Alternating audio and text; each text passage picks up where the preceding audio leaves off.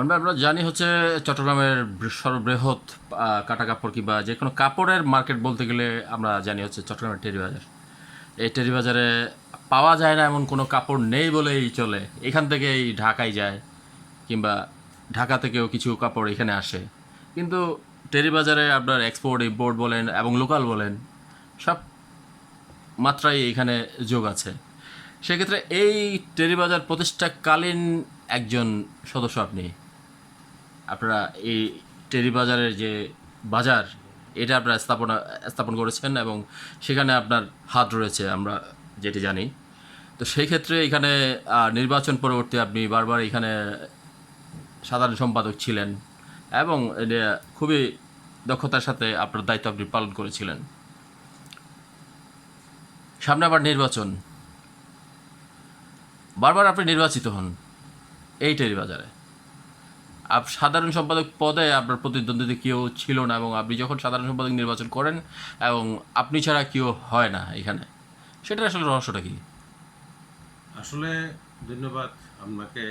এই যে টেরিবাজার ব্যবসায়ী সমিতির কার্যক্রম এবং টেরিবাজার সামনের নির্বাচন নিয়ে প্রতিষ্ঠাতাকালীন বিষয় নিয়ে আপনি যে বলছেন সেটার ব্যাপারে প্রথমে বলতে হয়। প্রতিষ্ঠাতাকালীন বলতে গেলে টেরিবাজার ব্যবসায়ী সমিতির প্রয়াত আলহাজ মামুর সাহেব সভাপতি ছিলেন, আলহাজ বেলায়েত হোসেন সাহেব প্রতিষ্ঠাতা সাধারণ সম্পাদক ছিলেন এবং আলহাজ মাহমুদ ইদ্রিস সাহেব, ওনারাই মূলত এখানে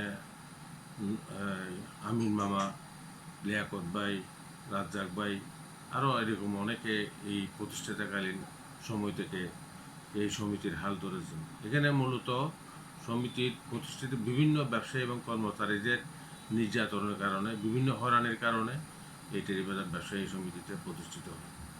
মূলত নির্বাচনটা শুরু হয়েছে 2000 সন থেকে। 2000 সন প্রথম নির্বাচনে আমি সহ সাধারণ সম্পাদক আমি নির্বাচন করি। প্রথম নির্বাচনে আমি সহ সাধারণ সম্পাদক দ্বিতীয় নম্বর হই, আর দ্বিতীয় নির্বাচনে প্রথম এই যে সহ সাধারণ সম্পাদক প্রথম হই। তারপরে এরপর থেকে তো আপনি নির্বাচিত হয়ে আসছেন। টেরিবাজার ব্যবসায়ী সমিতির আমি পরপর 3বার সাধারণ সম্পাদক, 4বার সাধারণ সম্পাদকের দায়িত্ব পালন করি। আমার যে অভিজ্ঞতা, এখানে টেরিবাজার ব্যবসায়ী সমিতিটা মূলত হলো একটি সেবামূলক সংগঠন। এখানে নন পলিটিক্যাল, পলিটিক্স আপনি যেখানে করেন না কেন, টেরিবাজার ব্যবসায়ী সমিতির ভিতরে কোনো রাজনীতি আমি আমি আমি দায়িত্ব পালন করার সময়ই আমরা কোনো সময় স্থান দিইনি। আমি মূলত বিএনপি রাজনীতির সাথে জড়িত থাকলেও বিএনপি যখন ক্ষমতায় ছিল, সমিতির সাংগঠনিক নিয়মে, সাংগঠনিক সিদ্ধান্ত মোতাবেক যদি বলা হতো কোনো মন্ত্রীকে নিয়ে আসার জন্য, সেই সময় তাহলে আমাদের যে সাংগঠনিক সিদ্ধান্ত সেটা আমি বাস্তবায়ন করতাম। কিন্তু সমিতির টেবিলে বসে সেখানে আমি কোনো রাজনীতি আমি করিনি। আর আমাদের যারা নেতা মন্ত্রী এমপি ছিল, ওনারাও কিন্তু কোনো সময় টেরিবাজার ব্যবসায়ী সমিতির নির্বাচন বলেন, টেরিবাজার ব্যবসায়ী সমিতি বলেন, কোনো সময় এখানে প্রশাসন সহ এখানে ইন্টারফেয়ার করে নেই। কারণ এটা একটা ব্যবসায়ী নিরপেক্ষ একটি সংগঠন। এখানে 2 বছর পর পর নির্বাচন হয়। নির্বাচনের মাধ্যমে এখানে ব্যবসায়ীরা, কর্মচারীরা তাদের মতামতের ভিত্তিতে নেতা নির্বাচিত করেন। আমি মনে করি টেরিবাজার ব্যবসায়ী এবং কর্মচারীদের জন্য টেরিবাজার ব্যবসায়ী সমিতি সংগঠন প্রয়োজন। সংগঠনের প্রয়োজন হলো নেতা। বলিষ্ঠ নেতৃত্ব যদি এখানে না আসে, গঠিত যদি না হয়, তাহলে ব্যবসায়ী এবং কর্মচারীরা কষ্ট পাবে। এবং বিশেষ করে গত নির্বাচনে আমি সভাপতি পদবাদে এখানে টেরিবাজার ব্যবসায়ী এবং কর্মচারীদের একটা প্রত্যাশা ছিল। আমাকে বলেছেন আপনি 4বার সাধারণ সম্পাদকের দায়িত্ব পালন করেছেন, আপনি এবার সভাপতি নির্বাচন করেন। তারপরে কিন্তু আমাদের প্রয়াত সভাপতি ওসমান গনি চৌধুরী, প্রয়াত সভাপতি আলহাজ মামুর সাহেব, ওনারা সভাপতির দায়িত্ব পালন করেছেন। বীর মুক্তিযোদ্ধা খায়রুল ইসলাম কক্সি ভাই সভাপতির দায়িত্ব পালন করেছেন। ওনাদের অধীনে আমি সাধারণ সম্পাদকের দায়িত্ব আমি পালন করেছি। এখানে রুলসটা হলো, এখানে ব্যবসায়ী এবং কর্মচারীদের টাকার লেনদেন, বিভিন্ন সমস্যা, প্রশাসনিক সমস্যা, এখানে বলেন ভ্যাট, ইনকাম ট্যাক্স, এই যে সিটি কর্পোরেশন, বিভিন্ন রকমের সরকারি সংস্থার সাথে এন্টারফেয়ার, এগুলা অনেক বিষয়ে কাজ করতে হয়, সমন্বয় করতে হয়। তো নেতা যদি সেরকম যদি ডাইনামিক না হয়, যদি সে যোগ্যতা সম্পন্ন যদি নেতা না হয়, তাহলে ব্যবসায়ী এবং কর্মচারীরা পদে পদে সেখানে কষ্ট পাবে। আর এখানে সভাপতি থেকে শুরু করে সদস্য পর্যন্ত 21টা পদ। এখানে তার যে সভাপতি হবে, সভাপতি হলো সংগঠনের অভিভাবক, মুরব্বী। এখানে মুরব্বীকেও কিন্তু সেই ধরনের চলতে হবে।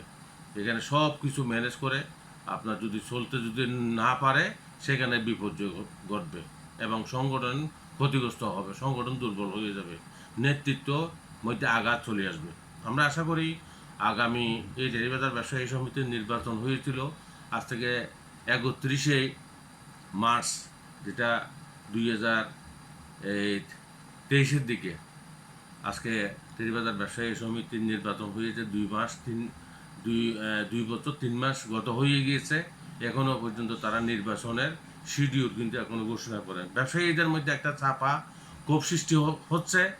আমরা অতি শীঘ্র আমরা নির্বাচন চাই, নির্বাচনের নেতৃত্বের পরিবর্তন চাই এবং গুড লিডারশিপের। কোরবানের ঈদের পরে আসলে নির্বাচন দেওয়ার একটা কথা রয়েছে বলে আমরা জানি। আরো অনেক পিছনে যাচ্ছে। এখানে একটা কমিটমেন্ট ছিল ঈদের পরে নির্বাচন হবে। ঈদের তো প্রায় 1 মাসের কাছাকাছি হচ্ছে। জানি না টেরিবাজার ব্যবসায়ী সমিতির বর্তমান নেতৃবৃন্দ কীরকম পদক্ষেপ, কীরকম প্রক্রিয়া শুরু করবে আমি জানি না। আমি আশা করি এখানে 2 বছর পর পর যে নির্বাচনের একটা প্রক্রিয়া ধারাবাহিকতা আছে, সেটা বর্তমান পরিষদ সেটা বজায় রাখবে। আর আমি বিশেষ করে অনুরোধ করব, এখানে কোনো রাজনীতি নয়, এখানে কোনো প্রশাসনিক কোনো হস্তক্ষেপ এখানে না হয়। একটি নিরপেক্ষ একটা নির্বাচন হবে। যে নিরপেক্ষ নির্বাচন ব্যবসায়ীরা আসবে, তাদের মতামতের ভিত্তিতে ব্যালট বিপ্লব করবে। এখানের মাধ্যমে যেই ফলাফল আসবে, আমি সেই ফলাফল আমি বিগত নির্বাচনে আমি জয় হয়েছি, পরাজয় হয়েছি, আমি মেনে নিয়েছি। যে কোনো সুষ্ঠু নির্বাচন হলে ইনশাআল্লাহ ব্যবসায়ীরা আমাকে আবারও ভোট আপনি দিয়ে সর্বমোট কয়টা ইলেকশন করেছেন এখানে? আমি এখানে 2 বার সহ সাধারণ সম্পাদক ইলেকশন করেছি। সর্বমোট কয়বার আপনি ইলেকশন করেছেন? আমি 9 বার ইলেকশন করেছি। কয়বার জিতেছেন? আমি জিতেছি 6 বার। 9 বারে আপনি 6 বার জিতেছেন, জিতেছি। তো বিশাল প্রাপ্তি আপনার। একবার সভাপতি ইলেকশনে পরাজিত হয়েছি, 2 বার সাধারণ সম্পাদকে আমি পরাজিত হয়েছি। এখানকার ব্যবসায়ী এবং কর্মচারীদের তাদের প্রতি আমার বিশ্বাস আছে। আমি কোনো সময় তাদের এই চেয়ারের প্রতি আমি কোনো সময় অমর্যাদা আমি করিনি। এবং ছোট্ট একটা প্রশ্ন, বিভিন্ন জায়গায় গেলে শোনা যায় ব্যবসায়িক কেন্দ্রিক যে কেউ কথা বলে, একটা কথা শুনতে পাই যে টেরি বাজারের যারা কর্মচারী কিংবা দোকানদার আছে, হ্যাঁ, সেখানে একটা কথা চলমান আছে যে সবাই মান্নানের কথাই উঠে আর বসে। এই কথাটা আসলে কতটুকু যুক্তিসঙ্গত? এগুলো তো একদিনে হয় না এই সৃষ্টি। এগুলো তো সৃষ্টি হওয়ার পিছনে অনেক কারণ আছে। কারণ এখানে ব্যবসায়ী নেতা হতে গেলে বুঝতে হবে আমি ব্যবসায়ী এবং কর্মচারীরা কী চাচ্ছে, তাদের পাশটা আমার বুঝতে হবে এবং তারা এখানে কী সমস্যার মধ্যে আসতে হবে। আমি তো কোনো সময় যে সময় আমি দায়িত্ব পালন করেছি, দায়িত্ব পালন ছাড়াও নির্বাচনে যখন আমি পরাজিত হই, রাত্রে 2টার সময় 4টার সময় আমি এই কথাটা বলতে চাচ্ছিলাম যে আপনি তো এখন নির্বাচিত না, আমাকে হ্যাঁ, ডাকলে আমরা এখনো বিভিন্ন সালিশ কিংবা কোনো ধরনের সমস্যা ব্যবসায়ীদের, তারা আপনার এখানে কেন আসে? তারা আমাকে পায়, তারা আমাদের প্রতি একটা বিশ্বাস আছে। এখানে বিশেষ করে মূলত সাতকানিয়া লোহাগাড়ার মানুষ বেশি। এখানে যখন ভোট হয় অঞ্চল ব্যাচ হিসাবে তারা কোনো চিন্তা ভাবনা থাকে না। গুড লিডারশিপ যেটি না আছে, তারা মূলত মনে করবে এখানে টাকা পয়সা দিয়ে কোনো নির্বাচন হয় না। সবার হাতে হাতে টাকা আছে, লক্ষ কোটি টাকা দিয়েছে, ব্যবসা করে যাচ্ছে। এখানে তারা মনে করবে যে কি আমার সমস্যা কার দ্বারা সমাধান হবে, কে আমাকে ভালো সার্ভিস দিতে পারবে, কে আমাকে ভালো সেবা দিতে পারবে। এখানে আমি তো প্রথমেই বলছি, এখানে বেটার সমস্যা, এই যে প্রশাসনিক সমস্যা, নানাবিধ সমস্যা এগুলো আছে। এগুলো নিয়ে আমরা খুবই ঠান্ডা মাথায় সাংগঠনিক সিদ্ধান্ত নিয়ে সাংগঠনিকভাবে আমাদেরকে এগুলো সমাধান করতে হবে। সেই জন্য ব্যবসায়ীদের একটা এই যে বিশ্বাস আছে আমার প্রতি, মনে হয় ওনাকে আমরা দায়িত্ব দিলে উনি স্বাচ্ছন্দ্য বোধে আমরা ভালো এখানে ব্যবসা করতে পারবো, আমরা নিরাপত্তা পাবো। আমরা ব্যবসায়ীদের আপনার প্রতি এত একটা অগাধ বিশ্বাস কিংবা কর্মচারীদের আপনার প্রতি একটা অগাধ বিশ্বাস, কিন্তু গত নির্বাচনে আপনি নির্বাচিত হলেন না, সেক্ষেত্রে আপনি কি মনে করেন গত নির্বাচনে কোনো ধরনের কনস্পেসি কিংবা কোনো কিছু হয়েছিল? সেখানে এইটার ব্যাপারে আমি কিছু বলবো না। এই সামনে নির্বাচন হলে ইনশাল্লাহ ভোটাররা এটা ভালো একটা জবাব দেবে। এখানে অনেক রকম কথা এখানে শোনা যাচ্ছে, সেটা এখন বিশ্লেষণ করার সময় আসে নাই। আগামী নির্বাচন আসলে সেটা ব্যালটের মাধ্যমে এখানকার ব্যবসায়ী এবং কর্মচারীরা তাদের মতামতটা তারা এখানে প্রকাশ করবে। গত নির্বাচনে কী হয়েছিল এখানে সবাই দেখেছে। টেরিবাজারের ব্যবসায়ীরা এখানে কিন্তু অনেক সচেতন, এখানে কিন্তু কেউ অন্যায় করে সহজে পেতে পারে না। হয়তো আমার অনেক লোককে এখানে পিটিয়েছে, মেরেছে, অ্যারেস্ট করেছে, সেটা আমরা সামনে নির্বাচন আসলে সেটা ব্যবসায়ীদের দৃষ্টি করে দেয়। ব্যবসায়ীরা তো মূলত সেটা প্রশাসনিকলি নাকি বিষয়টা দেখেছে। ক্ষমতাসীন দলের কোনো রাজনৈতিক বলয় এটা কোনো ধরনের এইসব বলয় টেরিবাজার ব্যবসায়ী সমিতিতে থাকা উচিত না, আসা উচিত না। এগুলো টেরিবাজার ব্যবসায়ী সমিতি, টেরিবাজার ব্যবসায়ী কর্মচারীরা বিশ্বাস করে না। এখানে কেউ কেউ যদি এগুলো যদি এই যে এই বলয় এগুলো সৃষ্টি করতে চায়, জনগণ এবং ব্যবসায়ীরা কর্মচারীরা সেটা প্রত্যাখ্যান করবে আমি আশা করি। আগামী আসন্ন নির্বাচন সম্ভব বলছেন আপনি, সেই নির্বাচনে আপনার প্রত্যাশা এবং সেই নির্বাচনে আপনি নির্বাচিত হলে আপনার প্রতিশ্রুতি কী থাকতে পারে? আমার প্রথম পদক্ষেপ থাকবে টেরিবাজার ব্যবসায়ী সমিতিতে মূলত কিছু সংস্কারের বিষয় আছে, যেমন বিচার ব্যবস্থা। যেমন আমাদের ব্যবসায়ীরা মফস্বলে মাল বিক্রি করে থাকে, তাদের টাকাগুলো উত্তোলনকরণের ব্যাপারে আমার প্রথম পদক্ষেপ। এবং টেরিবাজার ব্যবসায়ী সমিতিকে সুসংগঠিত করে তাদেরকে এই সংগঠনকে শক্তিশালী করতে হবে। এবং বিশেষ করে আমাদের এই যে এই টেরিবাজারের ব্যবসায়ীরা যাতে ব্যাট, ইনকাম ট্যাক্স, এই যে সিটি কর্পোরেশন বিভিন্ন ট্যাক্স, যাতে এই ব্যবসায়ীরা হয়রানির শিকার না হয়, সে ব্যাপারে আমাদেরকে এই সমিতির কার্যকরী পরিষদ যারা নির্বাচিত হয়ে আসবে তাদেরকে নিয়ে আমাদের কাজ করতে হবে। আচ্ছা, আপনাকে আরেকটা ব্যতিক্রমী প্রশ্ন করবো, সেটি হচ্ছে এই টেরিবাজার বলতেই লোকমুখে শোনা যায় যে নারীদের বাজার কিংবা নারীদের মার্কেট হিসেবেই পরিচিত, ছেলেদের নয় কেন? সেটা তরুণ সমাজের প্রশ্ন যে টেরিবাজারে আমরা যেতে পারি না কেন। আশ্চর্যজনক একটা প্রশ্ন শুনলাম, এটা নারীদের এই যে এটার টেরিবাজারটা হলো তো ঈদমুখী একটা বাজার। যেমন মেকামারে আপনি ঢুকলে এখানে সব ছেলেদের কাপড়, তারপর সানা ফ্যাশন আছে, তারপরে এই যে এরকম তো গুটি কয়, কিন্তু আপনার এখানে শত শত দোকান ম্যাক্সিমাম হচ্ছে নারীদের, সেই ব্যাখ্যাটা আসলে কি দেবে? আস্তে আস্তে গড়ে উঠেছে, ওইটু নারীর সংখ্যা একটু বেশি। আস্তে আস্তে দেখবেন যে কি এই যে ছেলেদেরও এই যে এই পোশাক এগুলো আস্তে আস্তে বেড়ে যাবে। ছেলেদের জন্য আলাদা এখানে মার্কেট হওয়া, সেটা কি আসলে কি সম্ভব? এখানে এমন কোনো স্পেস কিংবা এমন কোনো উদ্যোগ কি আসলে না, আছে এখানে কিনা? তো যেমন আমাদের এই টেরিবাজারের মধ্যে বড় বড় শপিং মল যেগুলো আছে, সেগুলোর মধ্যে তো এখন তো আস্তে আস্তে ছেলেদেরও এই শিশুদেরও এগুলা এই এখন পোশাক পাওয়া যাচ্ছে। আগে ওভারঅল যেখানে এই যে মহিলাদের কাপড় একতরফা যেগুলো সেল হতো, এখন সেরকম না, এখানে কিন্তু পুরুষের কাপড়ও সেখানে পাওয়া যায়। আমি সেটা মেগামার্টে আমি দেখেছি। আর এই যে সানা, তারপরে আলপনা প্লাস আরো অনেক প্রতিষ্ঠান। আরেকটা বিষয়, এই যে আমরা একটা বিষয় আপনাকে প্রশ্ন করতে, সেটা হচ্ছে আমরা সাধারণত ইন্ডিয়ামুখী, বিশেষ করে কাপড়ের ক্ষেত্রে ইন্ডিয়ামুখী হয়ে যাচ্ছি। সেক্ষেত্রে আমাদের বাংলাদেশের যদি জিডিপি এবং এছাড়াও বাংলাদেশকে যদি উন্নত রাষ্ট্র হিসেবে যদি আমরা দেখতে চাই, তাহলে আমাদের নিজেদের যে প্রোডাক্ট কিংবা নিজেদের যে তৈরি কাপড়, আমাদের তৈরি কাপড় কিন্তু বিশ্বের সব জায়গায় যায়।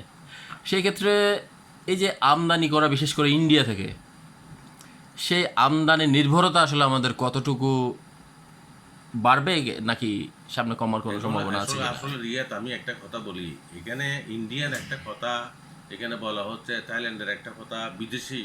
কিন্তু আমি মনে করি, আমি একজন ব্যবসায়ী নেতা, আমি টেরিবাজারে যে আমার বিচরণ, আমি দেখি যে 90% কাপড় বাংলাদেশে সেল হচ্ছে এখন। ইন্ডিয়াকে হার মানাচ্ছে, পাকিস্তানকে হার মানাচ্ছে, এবং থাইল্যান্ডের যে আছে ওখান থেকে হার মানাচ্ছে। রেডিমেডের মধ্যে এই যে 10% ইন্ডিয়ান কাপড় সেল থেকে বাংলাদেশের কাপড় এখন অনেকভাবে এগিয়ে গেছে, এখন পছন্দের কাপড়। সেক্ষেত্রে আমরা এখন বলতে পারি যে এখন বাংলাদেশের জনগণ ইন্ডিয়ার কাপড়ের দিকে না ঝুঁকে এখন বাংলাদেশের কাপড়ের দিকে ধাবিত হচ্ছে। অবশ্য ভালো মানের বাংলাদেশের রেডিমেডের কাপড়ের মধ্যে ভালো ভালো পোশাক এখন বানাচ্ছে। ইন্ডিয়ার থেকে রেডিমেড কাপড় আনতে হবে বলে আমি মনে করি না। এখানে ভালো কাপড় পাওয়া যাচ্ছে। এই যে ঢাকার মধ্যে রেডিমেড যেসব কাপড়, বাচ্চাদের টি শার্ট, বাচ্চাদের শার্ট, তারপর প্যান্ট, রেডিমেড প্যান্ট, গবার্ডিন প্যান্ট, এগুলো আরও উন্নত মানের। বাংলাদেশের মধ্যে ইন্ডিয়া থেকে আনা হচ্ছে যে এগুলো একটা প্রচলন ছিল, এখন আমার মনে হয় 10% ওগুলো আছে বলে আমার মনে হয় না। সেটা কি আসলে জনসচেতনতার কারণে হচ্ছে নাকি আসলে অন্য কোনো এগুলো হলো মানুষের থাকতে পারে? এগুলো হলো রিয়াত আসলে মানুষের ভুল ধারণা। মানে কাপড়টা হলে বাংলাদেশি, মানুষ মনে করছে যে এগুলো ইন্ডিয়ান কাপড়। আমি মনে করি আমারও ইন্ডিয়ান বলে তো সেল করা হচ্ছে, সেই ক্ষেত্রে কি আসলে ইন্ডিয়ার বলে এটা পাবলিকের পারপারশন। পাবলিক মনে করতেছে যে কি এগুলা এই যে এগুলো কারণ মেড ইন বাংলাদেশ, পাবলিকে মনে করতেছে যে এগুলো ইন্ডিয়া। যেমন একটা পাঞ্জাবির দোকানে গেলেই শুরুতেই বলে যে এটা ইন্ডিয়ান পাঞ্জাবি। হ্যাঁ, সেক্ষেত্রে এটা কি আসলে ক্রেতাদের সাথে প্রতারণা করা হচ্ছে, নাকি ক্রেতারা নিজেই স্বপ্রণোদিত হয়ে ইন্ডিয়ানটা খুঁজছে? ইন্ডিয়ান, আমি বাংলাদেশের কথা বলবো না, মেগা মার্টে যে পাঞ্জাবি বানাচ্ছে ওরা নিজস্ব প্রোডাকশন করতেছে। রাজস্থান যেগুলো পাঞ্জাবি নিজস্ব সেলিম পাঞ্জাবি, আমাদের টেরিবাজারের বড় বড় শোরুমগুলো আমি যেটা দেখতেছি তারা নিজেরাই প্রোডাকশন করতেছে। কোথায় এখন ইন্ডিয়া, কোথায় পাকিস্তান, কোথায় এই এটা তো মানে প্রশ্নই ওঠে না। আমি বাংলাদেশের কথা বলবো না, আমি বলবো যে এই যে মেগা মার্টের মধ্যে এখন ওরা নিজস্ব প্রোডাকশন করতেছে। রাজস্থান পাঞ্জাবি, সেলিম পাঞ্জাবি ওরা বাংলাদেশে প্রোডাকশন করে এখানে সেল দিচ্ছে। ইন্ডিয়ার পাঞ্জাবির কোনো প্রয়োজন মনে করে না। তাদের পাঞ্জাবিগুলো অনেকটা এক্সক্লুসিভ, অনেকটা সুন্দর, অনেকটা স্মার্ট, দামি দামি পাঞ্জাবি বানাচ্ছে ওরা। এটাই তো আগামী নির্বাচন সেক্ষেত্রে কতটুকু সম্ভাব্য বলে আপনি নিশ্চিত যে আগামী নির্বাচন ঈদের পরে হচ্ছে, কিংবা নির্বাচন তো মূলত আমরা তো আশা করেছিলাম রমজানের আগে, যেটা একটা বৈঠক হয়েছিল রমজানের জন্য তো নির্বাচন করা সম্ভব এই হয় না। কালক্ষেপণের কারণটা কি? এটা যারা এখন নেতৃবৃন্দ আছে এরা ব্যবসায়ীরাও বুঝতেছে, তারা যারা এখন নেতৃবৃন্দ তারাও বুঝতেছে এটা কালক্ষেপণ কেন করে যাচ্ছে। এই কালক্ষেপণটা কিন্তু টেরিবাজারের ব্যবসায়ীরা সেটা কি সমিতির গঠনতন্ত্রে কি আছে কিনা এই ধরনের কালক্ষেপণ করার? গণতন্ত্রের মধ্যে আছে যে কি 2 বছর পর পর নির্বাচন করতে হবে, এটা সাংগঠনিক একটা রুলস আছে। আর এখানে তো কোনো প্রাকৃতিক বিপর্যয় ঘটনায় যে এমন 2 মাস 3 মাস 4 মাস পরে নির্বাচন দিতে হবে, সেটা যারা এখন নেতৃত্বের মধ্যে আছে ওরা প্রশ্নবিদ্ধ হবে আমি মনে করি। ধন্যবাদ।